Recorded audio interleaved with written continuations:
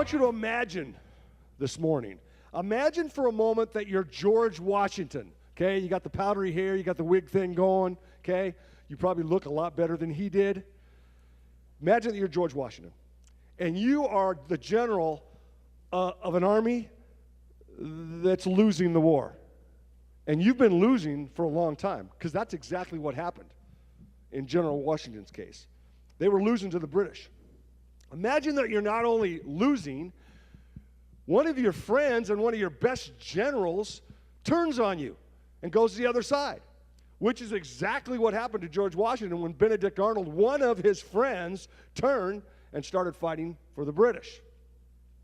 Not only that, imagine that war, because it's being fought mostly on our soil, not in England, it's devastating us. It's devastating our lands. It has an incredible effect, devastating effect on our economy, which is exactly what happened. Now imagine you're sitting alone in your headquarters, and a 17-year-old girl from Virginia, a farm girl, gets let in by one of your stewards. And she meets you, kind of bows out of respect, says, "Thank you for seeing me, General Washington. I've got something to tell you. God has spoken to me, and he wants me to win the war against the British. He wants me to get a few battalions from you, and you let me be the general and win the war." Now, if you were George Washington, what would you do with that young 17-year-old farm girl? Yeah, exactly. Give her the right foot of fellowship out of the headquarters and say, "You've got to be kidding me." You'd probably laugh. You'd probably groan. You'd probably cry. You'd probably all of the above. Am I not right about that? You would. Well, that never happened to George. Never. But it did happen in history. All of it. You were losing the war against England. Your best general did become a traitor. The war was fought on your soil, and your economy was in shambles. And in walks a 17-year-old farm girl with a message from God. It just didn't happen to George. It happened to a guy named Chuck. They called him Charles. His name was Charles VII. And he was from France. And the little teenage farm girl, she changed history. We're in a series called Heroes. And we're looking at some pretty amazing people who did some pretty amazing things in history. And all are men and women of faith. And they use that faith to just launch them into incredible feats. And we get to study them. And they're not perfect people by any means, but they are heroes. You don't have to be perfect to be a hero. And they did great things. You don't have to be perfect to do great things. They did. And they're heroes who can inspire us with their character and their wisdom and their courage and their faith. And today, it's faith that really stands out among the hero we're going to talk about. I mean, we looked at some men and women of great faith. Think about it. We've talked about George Whitefield and George Washington and Martin Luther King and Christopher Columbus and Paul Revere. But today's hero takes everything to a whole new level. Everything. So much so that her story seems more legendary than historical, more myth than magnificent. She was born in 1412 in a village in northeastern France. If you had a map right in front of you of France and you looked at it, northeastern would be up to the right. It'd be near Germany and Switzerland. And her parents were peasant farmers who lived in a stone house next to the village church. And she had 4 brothers and sisters, and they would do it what farm kids did. What would farm kids do? They'd work awfully hard, wouldn't they? And they did. They worked awfully hard, and they took care of the animals, and they took care of the crops, and they cleaned the house. Her parents called her Jeannette, but we know her by a more regal-sounding name. Joan of Arc is her name. Actually, most of us don't know her that well. We kind of know the name. We've heard the name. We've heard the name in movies, but we have no idea who she was. I mean, the fact is, I doubt that if you guys would make a list of your heroes, she would show up on it. I doubt it. Even some of you who consider yourselves, I love to look at Christians in history and see the incredible feats that she did. She probably wouldn't even show up on yours. Yet, what she did is unmatched for a Christian in history. Unmatched. But we look at it, hey, she's over in France. They don't even like us in France. I mean, what do they do over there anyway? They eat fries. They make mustard. They have dip. What else do they have? Oh, no. Bread, yeah, exactly. I don't know what they do over there. So we don't even care. Yet this young girl was a devoted follower of Jesus. And she accomplished what I said before is without equal in Christianity. And her story is a story not only to inspire us, but to pass on to generation after generation. That's how good her story is. And the reason we should pass it on is this. Most of the stories, when you hear of people like Joan of Arc, they become myth, and they truly become myth.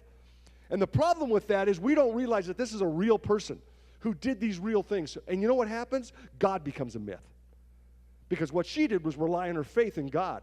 And through the power of God, she was able to do incredible things. And our culture, they love these kind of things to become myth. Because then it's not real. Then it's the same thing as Spider-Man or Wonder Woman. Because we see those all the time. But this is a real God who helped a real woman do something incredibly real and incredibly magnificent. So let's start by getting some context. Joan was born in the early 1400s, which was a difficult period in France. And I know as soon as I say 1400s, your eyes are going to gloss over. I know that. You look at history and people start doing dates and you're kind of going, dates, man. Once you get past, 2016 or whatever, that's all I can go back to. Man, that's way old, way old. The 1400s, people don't understand that. So let me just put it in, perspective here. Here's Joan of Arc, statue of Joan of Arc. Before Joan of Arc, about 700 years, lived Charlemagne. I hope that clarifies everything for everybody. Because you all know Charlemagne, right? Charlemagne was actually a real person in real time. You know what Charlemagne did? He was an emperor. And he actually united Western Europe as we know it today. It was not united before. So Germany looks at him and goes, man, that's the guy. And France looks at him and goes, that's the guy. He was a uniter. And he was an emperor, and he united Western Europe. And he lived about, 700 years before Joan of Arc. About 300 years after Joan of Arc was another French guy, Napoleon. Now, I got to tell you about this, because I wanted to get a picture of Napoleon, and I Googled, you know what I came up? Napoleon Dynamite. I could barely find Napoleon Bonaparte on there. That's our history. But Napoleon, I hope you guys know a little bit about Napoleon. But truly, that's it in France's history for heroes. Between these times, that's it. Now, afterwards, they had a few. Some of you might remember Louis Pasteur. Anybody remember Louis Pasteur? Go back, okay? That was after Napoleon, okay? Charles de Gaulle. Remember Charles de Gaulle? Okay, general, helped us out, okay? That was after Napoleon. Pepe Le Pew. How many people know Pepe Le Pew? After Napoleon. These are the French heroes of our time, okay? Before Napoleon, Joan of Arc stands pretty much alone, and she should, because France, it's still a country for one reason and one reason only, because of Joan of Arc. That's it. The only reason France exists today is because of Joan of Arc. You see, starting in 1337, France was at war with England. They seem to be always at war with England, by the way, but they were.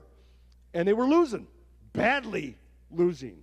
And now we call it the 100 Years' War. If you type in 100 Years' War, that's what this was. It took place over I knew you guys would be listening. It's good, it's good. It started because of a dispute in the line of succession to French royalty. Who was going to be the next French king? They didn't know. The reason why is because the French and the English, they used to intermarry all the time, and the line to the royalty of France was really blurred because of all this intermarrying between the French and the English. So there were a whole bunch of people that said, I'm next in line for the throne.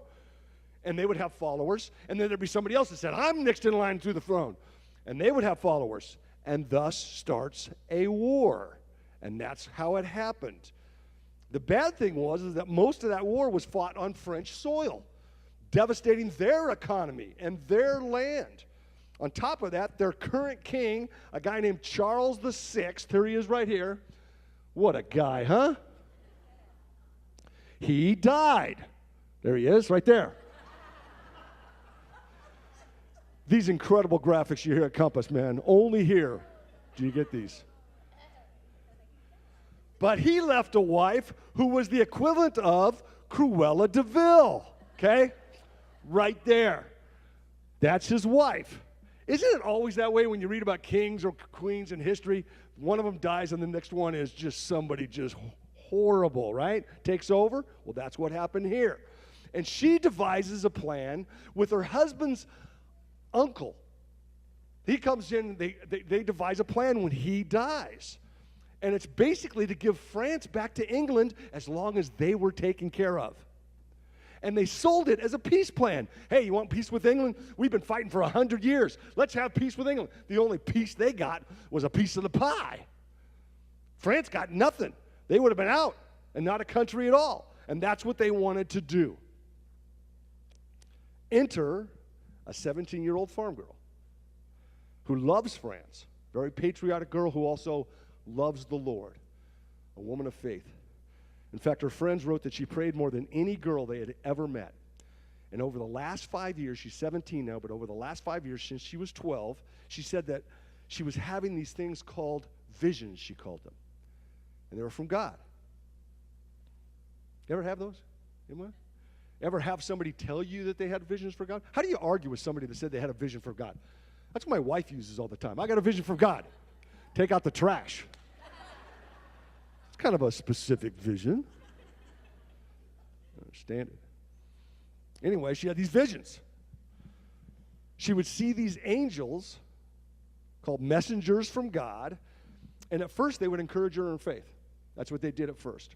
But later, they gave her a very specific prophecy and a very specific mission. She would lead France in battle. She would overthrow England and win victory. And she would crown the legitimate French king, Charles VI's son, who would be Charles the, you guys are good at this, Charles VII. He was also known as the Dauphin, okay? Or if you're French, the Dauphin, okay? That's what he was. Got it so far? The French win, the English lose. Got it? Okay? The Dauphin rules, and Joan of Arc makes it all happen. That's what God told her. What would you do if God told you something like that? What would you do if at 17, 18, even now, God said, hey, came to you in a vision. Hey, I got something for you. We don't even think about stuff like that. This is real. This is why it becomes mythical, because we think, well, God couldn't do that. Well, what happens when you read the Bible? Do you think the Bible's separate? That's why I want to talk about this, because this is, we read the Bible and go, well, that happened to the Bible, but not any other time. Well, yeah. God gives me impressions all the time. Has he ever shown up? Have I ever heard an audible voice of God? No. Have I ever had a vision? No. But I don't doubt people that might have. And I always check that against the Bible, because God never tells us something that's not in the Bible, ever. He always matches what he gives you, an impression. He gives me impressions all the time. Hey, this is a person you need to talk to. This is a person that needs consoling. This is a person that needs you right now. I get that all the time, and I hope you do too, and are able to truly act on God's impressions. She had bigger ones than I've ever had. And they were amazing. Because most of the people, if God told them something like that, they'd probably get another God. That's what they do. I mean, this one's nuts. Think about this. Even today, this would be wow. And today, hey, women lead corporations. Women run for president. everything. This is the 1400s. And a 17-year-old girl is called by God to lead men in battle over an enemy that they've been losing to for over 100 years. But it happened. And this young farm girl took her vision on the road to make it happen. The angels tell her to go to see the governor of her region. Now, she's in the northeast, so each region has a governor.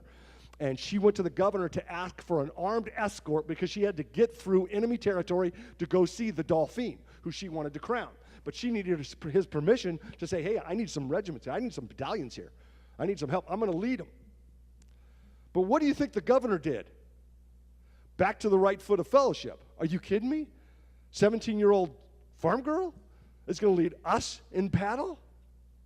I mean, anybody would have done that. But she goes back after she gets kicked out. She goes back to her hometown, and she finds her hometown is devastated once again. The British had overrun that entire area. And they had killed and raped the people in her town, and it was a horrible thing. So she gets a fervor unlike she hadn't had before.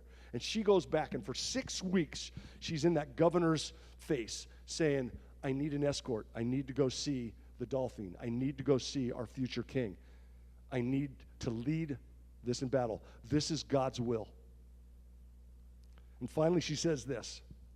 She says, I must be at the king's side. There will be no help if not from me. I must go and do this thing, for my Lord wills that I do so. You are too slow about sending me and have caused damage thereby. For this day, the Dauphin's cause has lost a battle near New Orleans. Oh, right then. What? The Dauphin says, how would you know? You couldn't possibly know what's happening in Orleans. That's way away. You would know. There's been no word sent about what's going on. Now, I know they're doing battle in that area, but how would you know we lost? So he waited. And he sent word himself and got word back. Sure enough, they'd lost the battle. Just like she said. So he said, okay.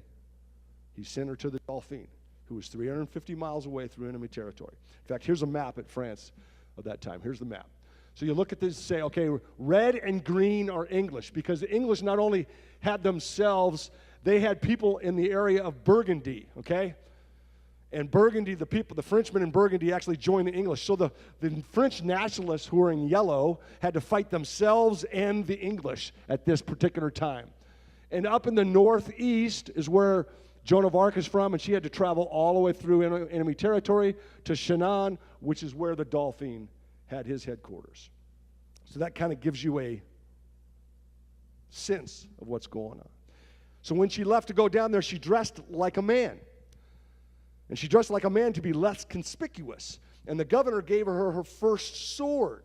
And the Dauphin was aware that she was coming, and he was less convinced that the governor, that this young 17-year-old girl even knew what she was talking about.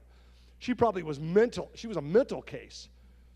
But, hey, she had predicted something, so he met with her. But he wanted to test her. So while she's on his way, he devised a plan to say, okay, here's what I'm going to do. And he got in one of his big chamber areas, and he had a whole bunch of people dress up like royalty. And so when Joan of Arc got there, she walked into a room, and she was led into a room with a whole bunch of men who were all dressed like royalty. She had never met the Dauphin before. And she was now supposed to go pick him out. If God truly was for her, if God truly was leading her, then she'd know. Sure enough, she goes right into this room. All this is documented, if you can believe this, still. People took notes on this. She walks into the room, and she goes right to the Dauphin, right to him, bowing and saying this, God give you life, gentle king. And he said, I'm not the king. There's the king. And he pointed to another man. Joan responded like this, in God's name, sir, you are the king and no other.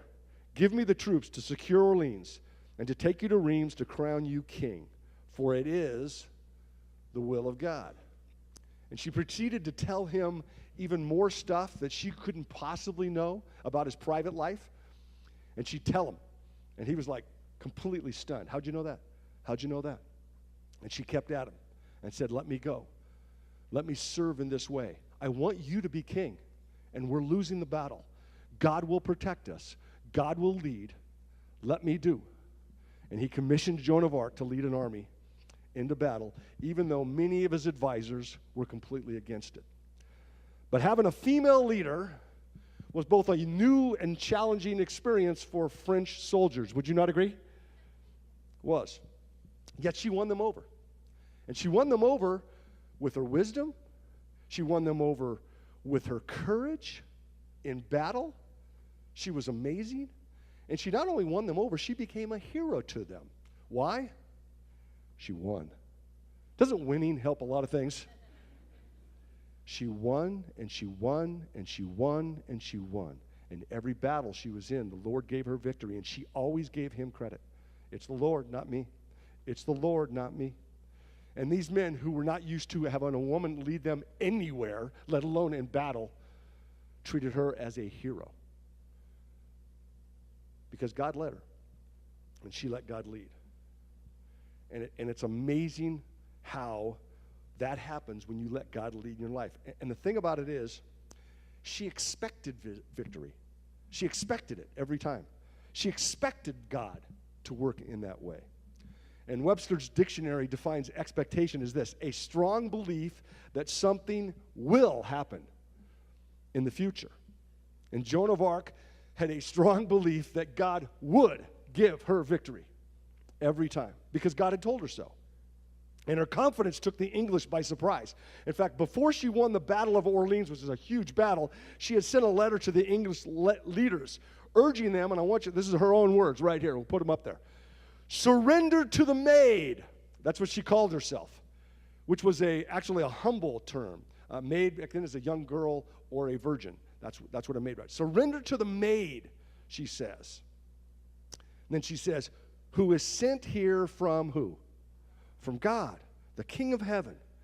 Surrender to me the keys to all of the good cities that you have taken and violated in France. She, the maid, is ready to make peace if you are willing to settle accounts with her, provided that you give up France and pay for having occupied her. That's confidence, don't you think? And the English were like, whoa. She goes on. If you do not wish to believe this message from God through the maid, then wherever we find you, we will strike you down and make a great uproar, greater than any maid in France for 1,000 years. Boy, I wish we as Christians would speak like that, don't you? We can speak like that. God's on our side, and we don't. We don't. We don't have that kind of confidence, because we can. We can if we believe that God will keep his word. And guess what? In my lifetime, I don't know about yours, God has always kept his word with me. When I read the Bible, God always keeps his word. And we can speak like that. And we are in a spiritual battle. Ladies, you can say this. You can say to temptation. You can say to depression. You can say to gossip. Whatever it is for you, you can say, surrender to the maid. Surrender to the maid who was brought here by God, or we will strike you down. Gentlemen, we can speak with that kind of confidence. Surrender to the boy. Surrender to the boy. Well, I don't care what it is for you. Is it addiction? Is it anger? What is it for you? You can with confidence, because God's on your side, and God will give you victory if you want it, if you have that kind of expectation. And that's what we need to learn from Joan of Arc, that kind of expectation. God's going to give me victory. I mean, look at that letter she wrote. Wow. Wow. And the English were like, whoa, who is this lady? Can't even call her a lady. Who is this girl?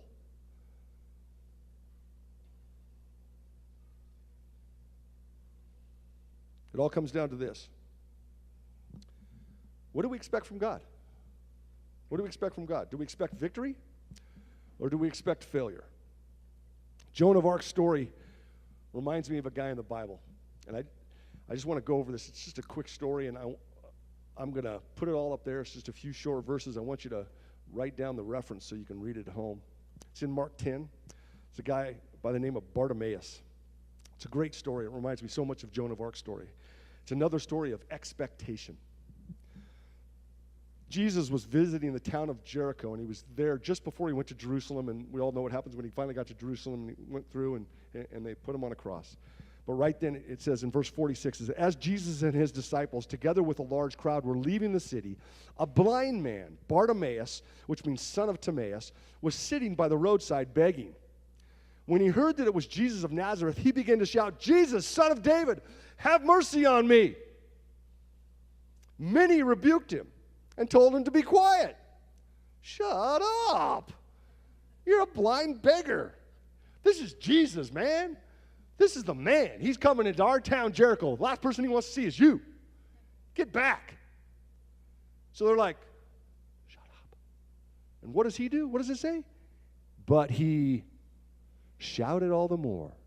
He shouted all the more. "Son of David, have mercy on me." And what did Jesus do in verse 49? Jesus what? Stopped. He stopped. And he said, "Call him. Call him." So they called to the blind man, "Oh, cheer up. On your feet." You could kind of see their exasperation. "Oh my gosh, the guy they told to shut up. On your feet, he's calling you. Bypass me. The squeaky wheel." Isn't it always the squeaky wheel? Throwing his cloak aside, he jumped to his feet and came to Jesus. I love this from Jesus. "What do you want me to do for you?" You ever feel like Jesus asked you that? What do you want me to do from you? In your prayers, God says, "What do you want me to do for you?" The blind man said, "Hello? You're God. I want to see. I'm blind." See, God knows.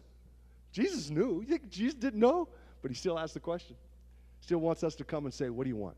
What do you want?" You know why? Because a lot of us, we don't even ask for anything big. We're like, "Well, I guess if you give me safety on my trip across the street to the library." God says, "What do you want? What do you want?" Guy says, "I'm blind. I want to see." Listen to what Jesus says. "Go. Your faith has healed you." Your faith has healed you. He's basically saying, the expectation that you had that I would heal you, that's what healed you. You expected me to heal you. Your faith has healed you. Immediately, he received his sight and followed Jesus along the road. I love comparing these stories because they both teach us so much about expectation. I'm going to end with what we know about expectation from Joan of Arc and Bartimaeus. Both cases, Joan of Arc and Bartimaeus. Number one, they expect God to show up. Amen to that? They expect God to show up in their life. Joan, she accepted the visions because we know that she already had a great relationship, a personal relationship with God. She had been praying. Her friends were like, "Man, this lady prays all the time. She's always with God." She already had that personal relationship with God. So when he came with visions, boy, I know that's from you because I know you. She expected him to show up. Bartimaeus already had in mind who Jesus was. He wasn't just a good teacher. You don't ask a good teacher to, "Hey, I'm blind. Make me see." He already knew. I expect him to heal me. I'm dealing with God's power here. Too often we don't expect God to show up in our lives. Amen to that? We don't. We don't expect God to show up, and therefore we aren't ready when he does. Joan of Arc was ready when he showed up. Bartimaeus was ready when God showed up. There's a little saying that we Christians often say, "I'll pray about it. I'll pray about it." Opportunity comes our way. God's staring us in the face. I'll pray about it. You know, there's nothing wrong with praying about it. But I've said this before. This is not something new for you guys. You should hear me. You should have already been praying about it. Because you miss those opportunities. You should have already been praying about it. In fact, I will tell you this. I've been in ministry over 40 years. I have never, ever had somebody, when I've asked them, I said, "Hey, here's an opportunity for you." If they said, "I need to pray about it," I've never, ever had them come back in a week going, "Yeah, I prayed about it, and yeah." You know what I pray about it means? It's a spiritual way of saying, "Not a chance in the world, buddy. Not a chance. I ain't doing that." That's what it's come for us. It's a spiritual way to say, "Ease off, ease off." I'm not saying that praying about it is bad. It's good. Pray about it. Pray about what God's going to do in your life right now. So that when he comes, when he shows up, You'll know. You'll know. That's what Joan of Arc did. She knew. If she wasn't already in tune with God, you think those visions, she would have probably gone, I'm going crazy here. I'm going crazy. I'm a 17-year-old girl. He wants me to lead France against England. Don't think so. But she knew because she was praying about it.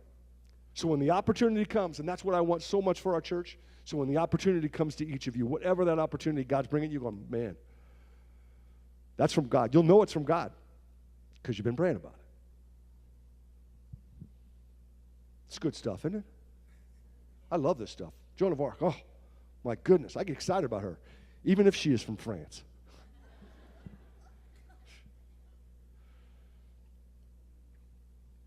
If you believe in God, I encourage you to pray daily, for God to bless you with opportunities that stretch your faith, and strengthen your faith.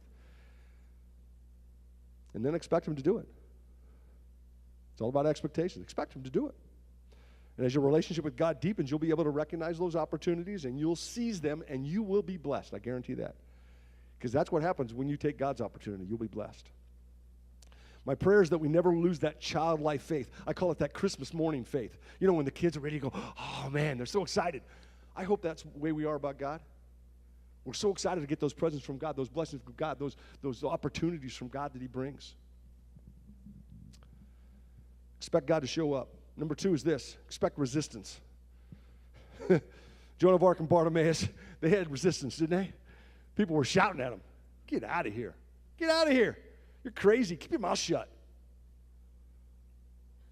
You will find that when you're bold enough to expect God to show up, not everybody agrees with that. Not everybody wants God to show up in your life. Not everybody is excited for you. In fact, there'll be some people there to discourage you. You know, God has enough to do without worrying about your little small need. Why are you bugging God? God's got the universe to run. Why do you want to do that?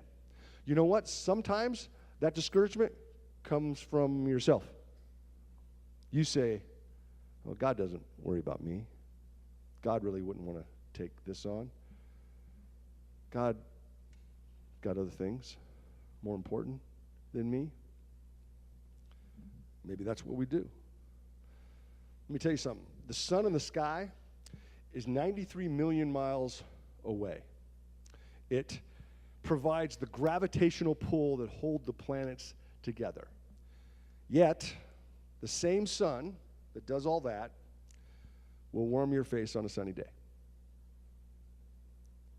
Our God, who's much bigger than the sun, who created all the planets that are aligned by the sun, will stop for you and warm your face on a sunny day and dry your face on a rainy day because He cares about you, just like He cared about Bartimaeus, who He stopped, said, what about you? Because He cared about Joan of Arc, so much so that He had time to lead her in history in battle after battle after battle. He picked her out of history and said, I'm leading you for this and this and this. And He does the same for you. Whatever else God is doing in the universe today, He will pause and He will answer you. Do not let people try to hinder your enthusiasm. I'm one that has done that in the past. Hinder people's enthusiasm, so I know. My daughter, Emily, my youngest daughter, we just went and saw her. She's like 8 months pregnant. My little daughter, my goodness. Her and her husband are great, doing great. I remember when she was like, 10, and we were in London. And we were taking the Jack the Ripper tour, one of the best tours you could ever probably take in London. It was awesome. We were like in the most seedy streets you could possibly do, and it's at night, so you're scared to death when you're going there. And they'll go, this is where Jack the Ripper first killed his first victim, and he was right here. And the guy's got a voice like this, you know. There's like 50 people on the tour. This is obviously a huge hit, right? We're like in one of the houses where one of the deaths took place, and there's this guy about 20 feet away, and he's on, literally, just like they say, on a soapbox, preaching. The end is near. Repent. And I'm like, oh, I hate those people. I absolutely hate those people. And I'm thinking to myself the whole time. And my 10-year-old daughter just kind of pulls me and says, hey, Dad, isn't that cool? He's talking about Jesus. Oh, I feel so unworthy. 10-year-olds. Sometimes we got to be told and taught by our 10-year-old daughters. Isn't that true? That's exactly right. It doesn't mean I still don't have a cringe when I see those people screaming. I still do, because it's not for me. But you know what I learned that day? You know what?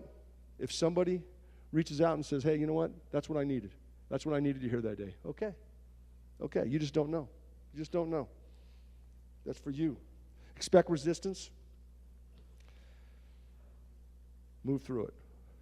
Number 3, expect God to show up. Expect resistance. Expect victory. Amen to that, right? Expect victory. Bartimaeus had a big ask. I'm blind, I want to see. That's a big ask, I would say. And he expected Jesus to do it. And Jesus said, your faith has healed you. Joan of Arc's letters to her enemies let us know what she expected. Victory after victory after victory. And God came through. Here's the thing. God doesn't always answer our prayers the way we want him to, but he always gives us victory. Let me say that again in case you missed it. God doesn't always answer our prayers the way we want him to, but he always gives us victory. And sometimes it's what we want, in the areas we want, and sometimes it's in the areas we need. Personal example. I remember being in business, and I just was having really trouble thinking, man. I was just working hard, and I had this project that I was trying to get a breakthrough on, and I just couldn't do it. And I remember there was a weekend, and I went out and played these 3-on-3 basketball tournaments that they have out on the asphalt and stuff like that, and I got hurt. And I broke my ankle. And I remember I was laid up. And I remember praying to God, God, I've been praying that you give me a breakthrough. I need a breakthrough at work. I'm up for this promotion. I need a breakthrough at work, and now you broke my leg. I remember praying, man, God, what's going on with that? And maybe I wasn't that harsh on God, you know. I was worried about the lightning still. But you know what happened? I took a week off, and I came back to work refreshed. And it was like windows started opening and doors started opening. And I could see things I couldn't because I was working so hard before. You know what God said you need? A rest. I know you're praying for this other thing. I'm going to give you victory. I'm going to give you a rest. Maybe that's how it's happening in your life. It certainly happened that way in my life. And I was revitalized. Expect God to show up. Expect resistance. Expect victory. And expect trouble after triumph.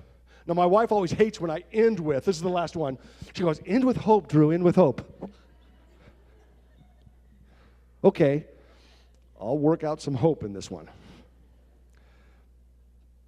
But let me tell you how the end of the Joan of Arc story went, okay? If you don't know it, it's not good. She was betrayed by the same guy she'd crowned king. He betrayed her, the Dolphin.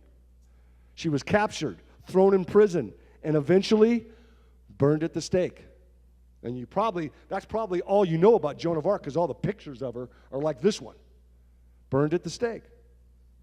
She was 19 when she died. 17 when she entered the military, led the military. 19 when she died. And she had just saved her entire country. Bartimaeus is healed, but we never hear about him again. Ever. You would think, hey, what an opportunity he had to share with all the people in Jericho where he was. You not only don't hear about Bartimaeus, you never hear about Jericho again. Ever. Paul doesn't write a letter to the church in Jericho.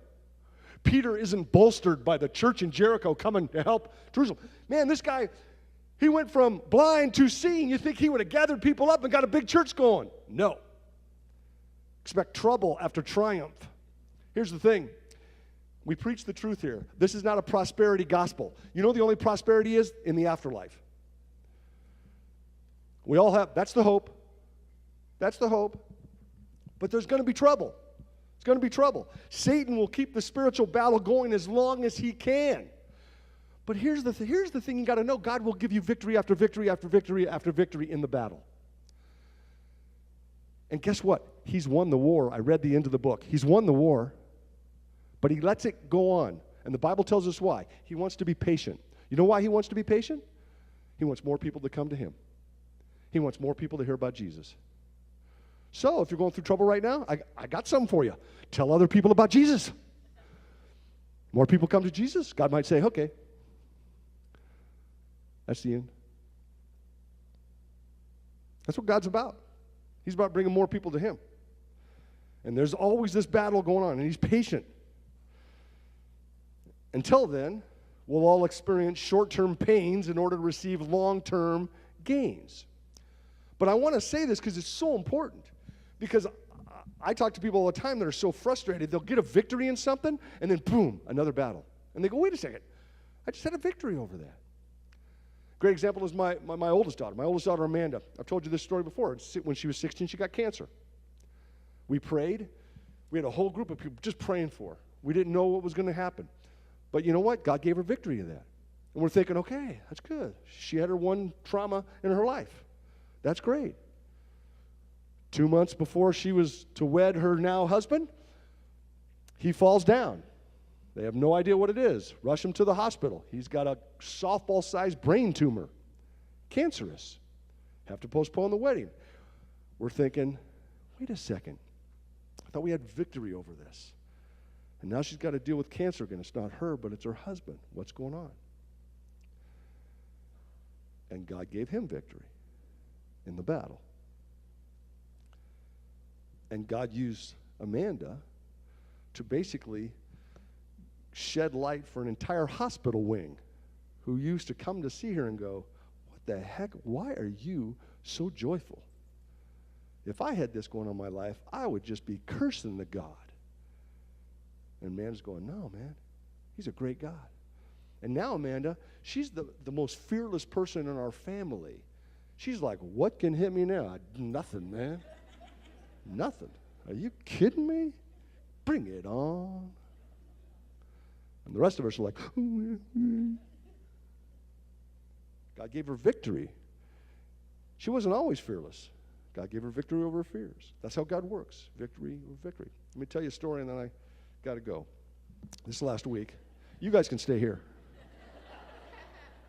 Just kidding. I do have another service, so I am timed on these. Kathy and I were just went out for what we actually took off right after service last Sunday, flew to Virginia to see one of my daughters, drove through, see some friends that we've been praying for, got up into Wisconsin where my other daughter was, but we had a guy there that has become a part of our family. He's like a son to me. When Kathy and I had young kids, this guy, his name was Reggie. I used to be a basketball coach. Here's Reggie right here. He's the guy guarding there. That's my team, Alhambra Wins Tourney. We dominated, baby. We dominated. And Reggie was my point guard. And Reggie in high school, I've told you this story before. I'll make this part short. He was a kid without love. He was a kid without a family. His family abused him in all the ways you can abuse him, both his mom and his dad, and tossed him aside. And Kathy and I we had an extra room at the time. We bought a house with an extra room. And Kathy and I, we were praying for how God can use that extra room. And we were thinking of all the good ways he can use. Maybe we can adopt a kid. Maybe we could, maybe we can foreign exchange student, all this kind of stuff. We had no idea that it would be Reggie that needed it the most. But we found out that he needed it because his parents had just thrown him out on the street. So he came to live with us for a couple years. We got him through high school. And it was a huge victory in our life. We got to see some guy that was just a wonderful kid. And watch him blossom. We thought victory. But there's always trouble after the triumph. I don't want you to get discouraged by that. God will keep giving you victories. But about 2 months ago, Reggie called. He's like 40, I don't know how old he is now, 40-something. He's married. He's got a son.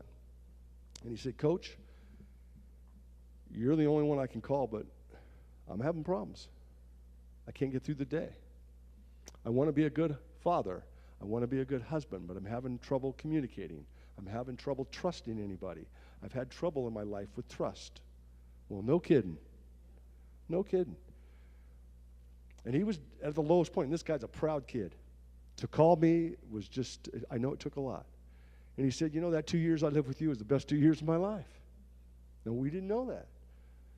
But he said, I need you right now. And I'm like, okay. You live in Wisconsin, we'll figure something out. And so Reggie and I talked 3 times a week, 7 a.m., Monday, Wednesday, Friday. And I got to go see him. And here he is right here. Next one. There he is right there. He's doing great. That's his son, Jax. And Kathy was able to talk to him about the Lord again, because he's not a Christian. He's still trying to figure out. But he was so open this time, so open to hearing about how he can move out of that. And the only person that can give him that power is to move out of that. That's not even the great thing. I'm thinking, there's no way in the world I could help this guy I love, over the phone. I don't care how many times a week I could talk to him. I can't help him over the phone. So I started looking for a church in the area, knowing that Reggie is about as far from church as you can possibly get. But he's a friend of mine, so he'll listen. So I'm looking, and he lives in rural Wisconsin. I don't know how he got there, but he started in Chicago, and now he's in rural Wisconsin. And he's going, Coach, there's no black people here. It's just really, because I haven't found one in the whole town. I'm like, you're right, there isn't any. But I looked online at these churches, and they're all old-style churches. And they're, small, and they look like Reggie wouldn't be welcome there. And I finally found this church that looked like, hey, you know what? It was just happening. It was just like, you know what? They love the Lord and looked like good people. All white, but good people. And it was about a half an hour away. I called the church. Never been to the church, don't know. I asked for a pastor, and they gave me the pastor of outreach, a guy named Doug. And I said, Doug, you don't know me from Adam. A guy named Drew. I got a friend named Reggie. He lives about a half an hour from me, and he needs your help. He needs your help. And I thought, he's going to, are you kidding me? It's a church of like 1,500. He's got his own issues, all that kind of stuff. He goes, how can I help you? And I just told him Reggie's story. He goes, I'd love to go there. What can I do? And so, next picture, here's Doug. Here's the pastor. And he spent the whole day with us. And he's meeting with Reggie once a week. And he's calling him every other day. And he's leading Reggie to health. And he's giving Reggie a place. And I think sometime Reggie might show up at his church and have that. And it's still tough, but God's given these victories. And it doesn't mean you won't have trials, and it doesn't mean you won't have troubles. But the triumph will come again and again and again. Amen? Amen. I'd love to talk longer. But you guys, I love you. And just know that you got to have expectations that God will give you victories. If there's nothing else you need to know when you walk out the door, expect God to give you victory, because he wants to. He tells us he wants to. And give him what you can. Give him whatever you can. Just say, man, I'm going to lay it at your feet. This might be something too big for you. That's okay. I tell people, you give God a thimble, he'll fill it.